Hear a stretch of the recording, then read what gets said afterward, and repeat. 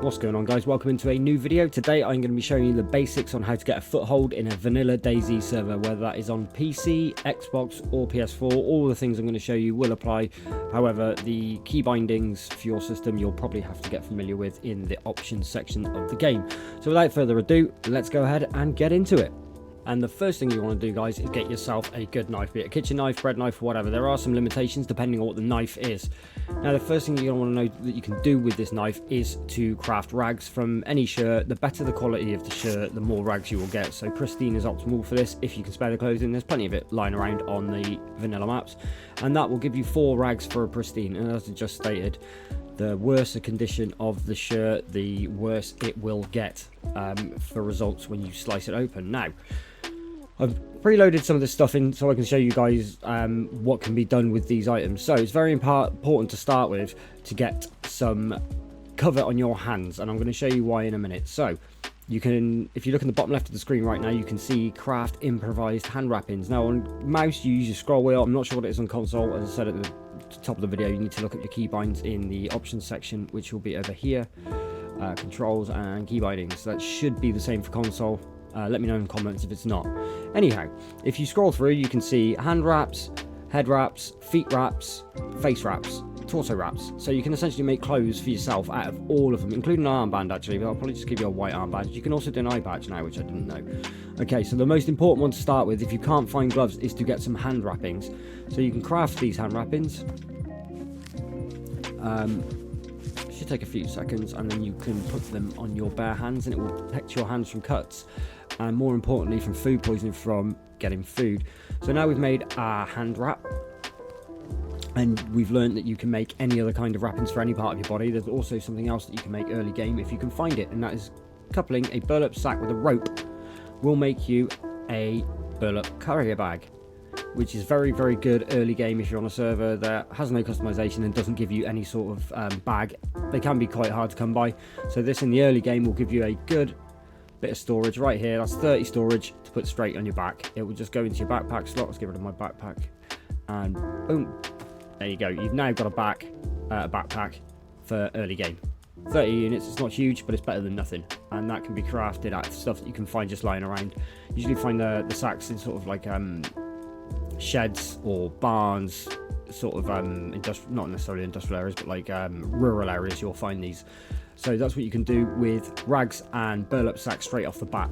Now, once you've got a nice animal killed, you're going to want to skin and quarter it. Again, the state of the animal matters, how much meat and the quality of the meat and how much meat is available to be eaten from it. So you want to aim for headshots as much as you can. I know that's not what they do in proper hunting, but in DayZ that's how it's done. So once we get these guys all skinned, we'll have some meat and we'll have some guts and we'll have some bones, and they're going to be very important later on. So now we've cut up both sets of animals. If you come over here and do a vicinity check, you can see all the lovely bits of meat that we've got. We've got some pelts, and we've also got some feathers which can be used later to make bolts for a crossbow. But we want to go ahead here and pick up the bones. Now once you've got the bones in your hand, you can see craft bone knife. It's not as strong as a normal knife, it's not as strong as a steel knife. But if you don't have a sharpening stone to hand, this could save you in a sticky spot. So there you go, you've now got yourself a bone knife. There we go, sweet. It's also worth noting that bigger animals have guts they drop, and those guts can be combined to make rope if you're having a struggle finding rope. Some servers will have basic animal traders where you can sell the pelts. And again, this is affected by where you shoot the animal. You need to shoot it in the head to make sure the pelt stays pristine. A body shot will lower the pelt, which will also lower its ability. Pelts can also be tanned with garden lime, I think it is, to make leather, which can make leather clothes, but I believe leather clothes have been removed from the game. I certainly haven't seen them in the longest time. So what else can you do with these super long sticks? Okay, so you can split them and make them into smaller ones. You can also combine it with a knife, and we're going to sharpen the stick. So now we have a sharpened stick. Come here. So with the sharpened stick, we can use it to poke stuff and hit it like this, or we can put meat on it. Now we've got meat on it, we can sit down by the fire and cook the meat on the stick, and we're all good to go without burning ourselves. But that's not all we can do with a long stick, guys. Let's have a quick gander over here. So We're going to get rid of that. We're going to take a long stick and we are going to combine it with some rope. Now, you can do an improvised fishing rod with this. Now, this is a great way to survive with staying off the map. You can be in a nice little quiet lake somewhere, set up a nice little shack, and there you go. You've got yourself there an improvised fishing rod. We have a simple fishing rod here. Right, but that's got no rope. So I believe, oh no, it does have the rope, my bad. Right, so what we're going to do now is we're going to go back to our lovely bones. And from that you can craft bone knives, but you can also make an improvised hook. See, even years in, I'm still struggling with remembering the crafting tree, guys. That's why I'm trying to make this video. Okay, so now we have a hook. So we've got an improvised hook, and we've got, where's the improvised rod? There it is. So we'll put those back in there. We'll get our rod back. I believe the hook goes on there. Boom. Right, now that hook is stored. Biggest issue is we need bait. Now for bait, you're going to need worms. And I believe you need to put the worms on the hook before you attach it. So we're going to drop the fishing rod. I'm going to get a knife out. We'll do this with most blades. There should be a prompt to gather worms. Maybe the kitchen knife doesn't do it. No, there it is. Sweet. Wonderful. Right, so now we have our worms. We're going to go ahead and pick them up. Nom, nom, nom. Let's go back over here to our improvised rod if I can find it. There it is. Now, can I attach the worm directly? I cannot, see? So I need to take the hook off. I need to combine it with the worm and craft fishing bait.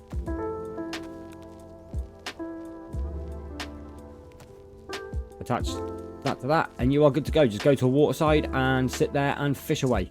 Eventually you're going to catch some fish, which you can then skin and gut just like the hares and the chickens, and then you can put it on the stick and then you can cook it, and you can continue to make food like that indefinitely because fish will always be pulled out. You will need to make new rods, I would imagine, eventually. I've never fished for long enough on an improvised rod to see how long it lasts, and you will definitely have to keep getting bait every time. There is also a fishing net trap that you can make, but I'm going to go into that again and on another video. Okay guys, in the next section we're going to go into what you can do with rope and sticks. So when you go to put these sticks together with some rope, you can craft a fence kit, you can craft a watchtower kit, and you can craft a flagpole kit to mark a territory for yourselves. So if we go ahead and craft a fence rather, so we're going to put these ropes and stuff together and boom. Right, so what we can now do with that is take it to our hand. So we're going to swap it with the short sticks, and now you've got a fence kit. Bear in mind I have a setting on called no clipping, which means I can place anything anywhere on this server. On vanilla you will not be able to build up here. It needs to be down there on the ground. It's too far away for me to place it, right? Oh, maybe not. There's no shot I can place this from the way up here. That's crazy. So when you place it down, you will end up putting down a fence kit. So if we do a vicinity check, what you're going to need initially is 2 logs to put into the ground. So what I'm going to do ahead here is use my admin tools to spawn us some logs in. No, that's the wrong one. So let's delete that one, guys. Let's get rid of that. So we've now got our 2 logs. We need to put these on our hands.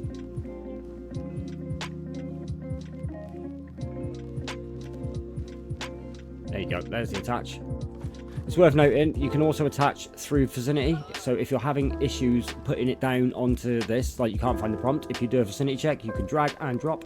Or on PlayStation and Xbox, I think you hold square on PlayStation, and maybe it's B on or X on Xbox, and then you can drag it over into this hole. And there you go, you've got 2 there. So what you need to do from here is have a pickaxe or a shovel. Shovels are pretty abundant across the map, to be fair. So once you've got your shovel, it's spawned in the air, lovely. You can then go up to this and you can dig it into place. I should be able to dig it. There we go.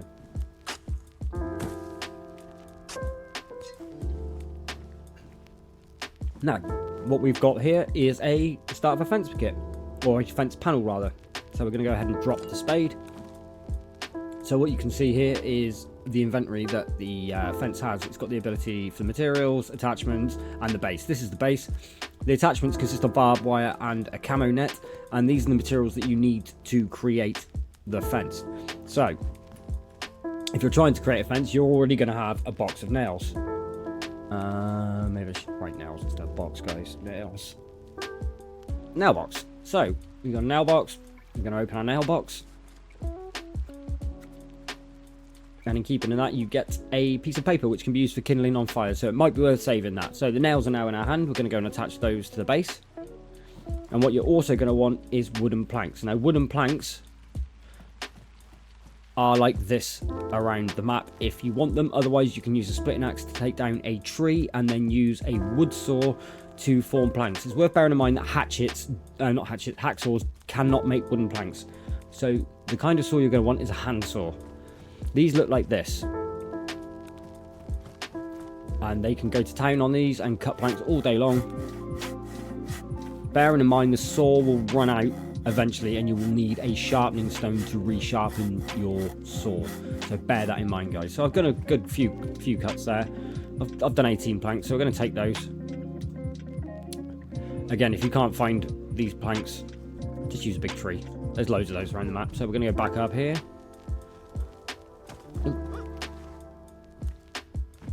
And just for the sake of doing this, I'm going to bang all the planks into the slot. Wonderful. So this is now ready to build a fence panel. There are two things that you can use to build a fence panel, guys. There's either a hatchet or a hammer. Always use the hammers before the hatchet. The hammer is not repairable, but the hatchet is, which makes it a permanent hammer. So we're going to want a stone. Can I get a sharpened stone out of here? It's not going to be that. It's a wet stone. It's a sharpened stone. Right, so we're going to get rid of this. I'm going to have to delete all this afterwards. So, you can use a hammer.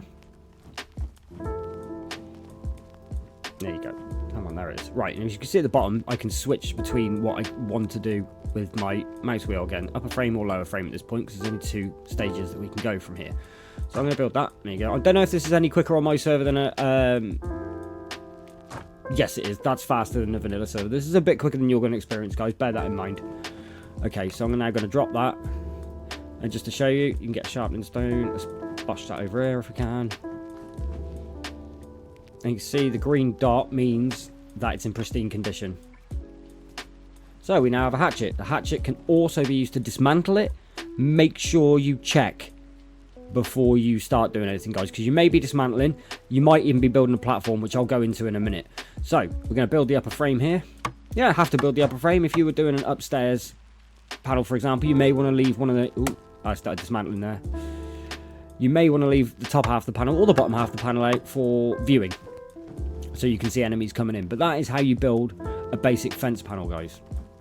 And the attachments here and here for barbed wire, what you would do is attach the barbed wire to the fence and then use a set of pliers to make it into a tangible object in game. Let's give you an example of that. So if we get some barbed wire and we get some pliers,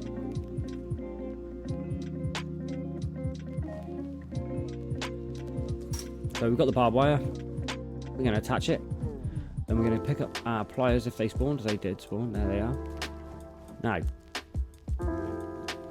can I do it from this side? Dude, there's barbed wire. Oh, there you go. Look at the barbed wire, and then mount it. And there you go. We've got protective barbed wire. That'll make it very, very hard to get anywhere near the panel to take it down. If you've got a base with all of this on the outside, it's very difficult to get in. It's possible, but it's very difficult. So one other thing that you can do with a fence panel is wire. So we're going to get ourselves some metal wire. We're going to swap it out. We're going to attach it. We're going to get our pliers back up. We're going to go back to the wire and we're going to build ourselves a gate. Boom. There you go. You just built an entrance to your gate. To get the gate to close and stay locked, you need a combination lock on most servers. They're pretty simple to use. Combi lock. 3 and 4s are vanilla sizes. You want a 4 really, because it's quite easy to brute force a 3. So you can see there at the bottom, you can select through. By clicking, I can select the numbers, and then by holding, I can select a new number. You just count the clicks. Oh, not 1. 1. So 3, 1, 2, 2. That then attaches. 3, 4, 5, 6, 7, 8, 9, 0, 1.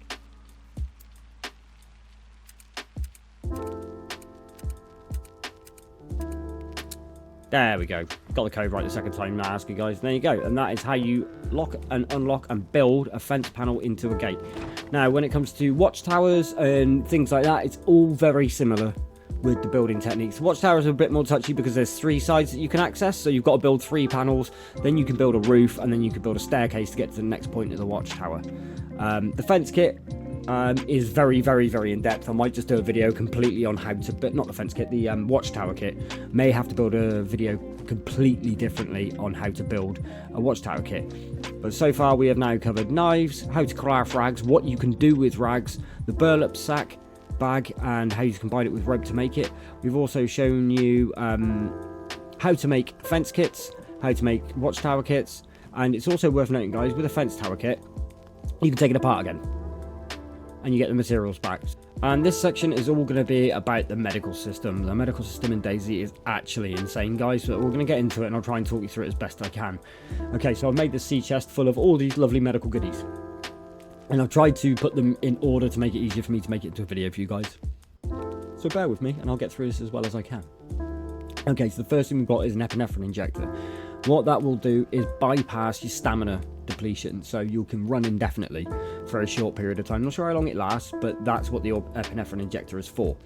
You have tetracycline tablets, and these are used to treat illnesses, and they may or may not be used in conjunction with multivitamins.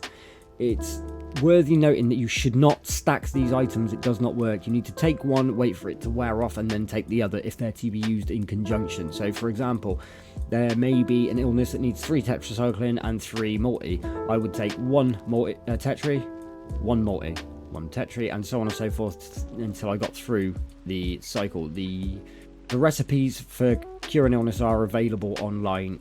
It's quite in depth for me to go through in a short video, but that is the basics of how these work. Never ever double stack these. These charcoal tablets are used to treat basically food poisoning, and they'll sort you out relatively easy. I think they're used to treat cholera as well, but I could be wrong. Cholera, maybe tetracycline. I don't recall completely. Moving on, you have got the morphine auto injector, which will bypass any pain effects that you have for a short period of time, allowing you to move freely if you're in a bad situation. These are great for when you get stuck by a herd of zombies. They will help. If you use both of these, you'll probably get away, to be completely honest. Codeine tablets do exactly what they say in the tin as they do in the real world. They are painkillers and will allow you to move better when you are experiencing pain. Chlorine tablets, they are to be used to purify water. Do not drink water out of any water bottles that you found, any canteens that you found, as they have a 50% rate chance of giving you cholera. Also, you cannot drink out of water sources because this has the same effect. The only safe water that you can really drink is either chlorine tablet water that you've purified yourself, or from one of the drinking wells across the map that can be found in pretty much any village or town, as long as you look hard enough. Now, the next one is a saline bag. This can bring back your food and water levels from when they're quite heavily depleted and give you a quick boost. You will still need to find food quite quickly, but they will help you out in a bind. It's worth noting that they need to be combined with an IV start kit to apply them to your player. This next one is a blood collection kit. If you find one, immediately take some blood if you have a full blood count, so you have a backup for when something may go wrong later. This also needs to be coupled with an IV start kit to allow it to be applied to your character. And it's also worth noting, if you have different blood types to your teammates, do not share blood. It will kill you. You'll get a blood infection that is not curable as far as I know. It's worth noting that these blood test kits are available in the game, and once you test them, as you can see if you look in the bottom right screen, I have a B+ next to my blood. That means I'm a B+ because I've used the blood test kit. Now, if you're getting confused about what illness you may have, there is a thermometer that will take your temperature. If you put it in your hand, you can measure your temperature and hold it. And it will, once it's finished doing this, come up with a temperature at the bottom right of the screen. It certainly does on vanilla. And that should tell you what's wrong with you if you look on one of the illnesses charts available on the internet. There you go, I'm 36.2. That's a standard human body temperature. 36 is like the gold standard for human body temperature. So yeah, I'm all good. If I was ill, that'd be different. And then I could go to Google or whatever, or the DayZ fandom wiki, and find out what the illness table is and what my temperature is indicating. It's a great game mechanic. Now, bandages are okay. They are disinfected when you find them as default. If they're damaged, you may need to re-disinfect them. Bandanas can be used to heal wounds as well as rags. Again, if it's not disinfected, then it will infect you and you will need to take some remedial action. What you can do is get the bandana, and you can use disinfectant spray, iodine spray, or alcoholic tincture, I believe, to combine and disinfect. So this bandana will be disinfected and safe to use on a wound, otherwise it will give me blood poisoning. The same also applies to rags. Never trust a rag unless it says disinfected. Okay, you can also use sewing kits to heal up your wounds, but again, you're gonna have to use alcoholic tincture or iodine afterwards to disinfect the wound, otherwise again you will get blood poisoning. The pox vial here is instant cure from gas poisoning if you get caught short. So if you get caught short, put that straight in, bang, and it will automatically heal you straight away. Now, you might ask why I've got a stick in this metal container. This is imperative for early game, guys, especially if you're as a solo. Now, with bandages, you can combine and boom. No, that's a fireplace. Sorry, my bad. Let's try again. You can combine and switch, bang, you can make a splint. So we're going to craft this splint. Because if you fall too far, guys, your bones, believe it or not, in this game have hit points. And if you fall too far or too often, those hit points will deplete and your bone will break. And if you have a broken leg, you cannot move. If you try to move, you will pass out every 3 or 4 steps or something like that, and it lasts for about 10 to 15 minutes. If you've got a splint, it stops that happening. You can still move. It's slowly, but it will allow you to get to a place of cover for a healing time. Now, I'm going to turn my God mode off here, and I'm going to break my leg. There it goes. Right, I'm passed out. The zombies shouldn't aggro me. I'm going to skip forward with the power of editing until I wake up. It's probably going to be out in a minute.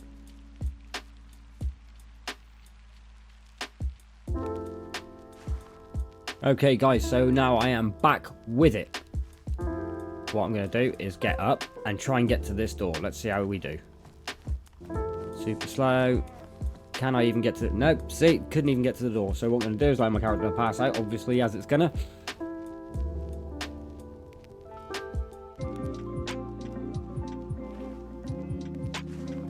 There's my splint. Right, so we're going to crawl towards the splint. Because walking it will make me pass out. I'm going to take it to my hand, and I'm now going to fix my fracture. It's also worth noting, guys, whenever you pass out or get knocked out, whatever was in your hand will fall to the ground. It will not go back to inventory. Right, as you can see now, my character has a splint. Now, I can move, but I'm not going to get any shock value for move, any shock points for moving. I can just continue to go where I'm going. It's not very quick, but there it is. The morphine should more or less help me stop hobbling. It's a bit faster than it was, that's for sure. As you can see, there is now a little pill symbol at the bottom right of the screen. That shows that I have the effect of the medicine in my blood right now. Once that goes, I'll be back to being a really slow shuffler. But what I should really do now is lie down and wait for that leg break to heal. It could be a while. I don't know how long it is. It's about 5 to 10 minutes, and that break will be healed. Okay, guys, I'm now going to show you an imperative tool when it comes to DayZ. So if you can see in the top left corner, I am on isurvive.com. There is also a Android and I believe an Apple app that's available for this, but this shows you the entire map in an interactive way, guys, and it helps you get around. It also helps you to find resources, and it also helps you find where the best loot is on the map and the most difficult tiers of enemies. So what we're going to do when we first come in here is we're going to turn the tier loot on. Now that is going to show you the hardest areas of the map, the green being tier 1, this being tier 2, this being tier 3, and these orangey ones being tier 4. Obviously the simpler zombies and lower tier level loot is going to be in here, so as a new player you may want to set yourself up in these sorts of areas here, probably somewhere secluded, a bit woodlandy, just to get an establishment before working your way into the harder parts of the map. It's worth noting though, you will not find the higher tier guns down here, so it's worth looking further north. Or to the west, in fact, especially in things like this. This hunting stand here may well... Oh, that's a feed shack, it's not a hunting stand, my bad. Where are the hunting stands? There should be a hunting stand out here somewhere, but the hunting stands in tier 2 and 3. That's a hunting stand.